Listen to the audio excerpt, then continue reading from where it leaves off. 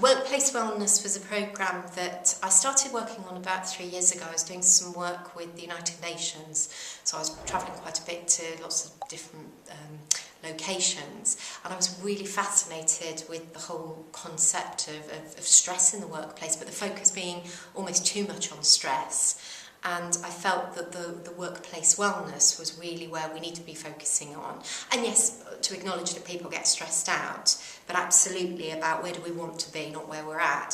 So with the workplace wellness, I did quite a lot of interviews with various different people. I did some work with the Department of Health and the National Health Service, interviewed various people to find out what the common denominators around stress and illness and absenteeism were. And the 6 component parts of workplace wellness, first of all, is about attitude. So it's about creating the foundation. It's then about exercise and nutrition, but without making it overwhelming or complex. It was about looking at communication, because one of the biggest things that stresses you in the workplace, probably at home, is other people. So it's about really being able to interact with people. It was also addressing stress management and creating a toolkit of coping mechanisms. It also looks at environment, so not just about the kind of the world and looking after carbon footprint, but it's also about creating the best possible environment for people to work in and to create a conducive working environment for productivity and for people to be happy in the workplace. And then finally it was about goal setting, which was really the kind of key in the ignition to really kind of get going. So that was something that was really important. And then we kind of put together these 6 component parts, and that created the Workplace Wellness Programme. And then I wrote a book called How to Work Wonders, which supports the programme.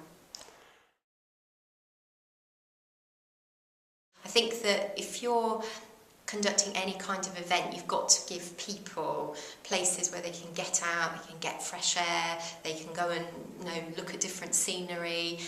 So I think somewhere like that it works really well. Life skills, as the World Health Organization outlines, is really equipping people with the ability to be more adaptable and to cope more positively. So the essential format, if you like, of modern life skills is all about that. That's what underpins all of the modules. The modern aspect, I would say, started kicking in somewhere around the kind of 70s, and I think this is where the term work-life balance was being bandied about, and have people got the right kind of balance. We tend not to call it work-life balance, we call it life balance, because it incorporates work and home. It doesn't mean you go to work and then you have a life. That is all part of your life as well. And I think that particularly in the last 20 years, with the development of technology and mobile phones, I think the whole pace of life now is becoming faster and faster and faster, more and more stressful. And certainly within the last few years, where sickness absenteeism levels have been driven to such extreme high, £100 billion cost to our economy, that's the deficit for sickness absenteeism, that I think that our coping mechanisms are being really challenged. So the modern aspect is really very much kind of like focused on what parts of modern living, so technology, mobile phones, laptops, they absolutely start to challenge people's ability to be able to switch off from their work and to embrace the more recreational time at home. And there seems to be quite a lot of crossover. Also just the whole approach to healthy living.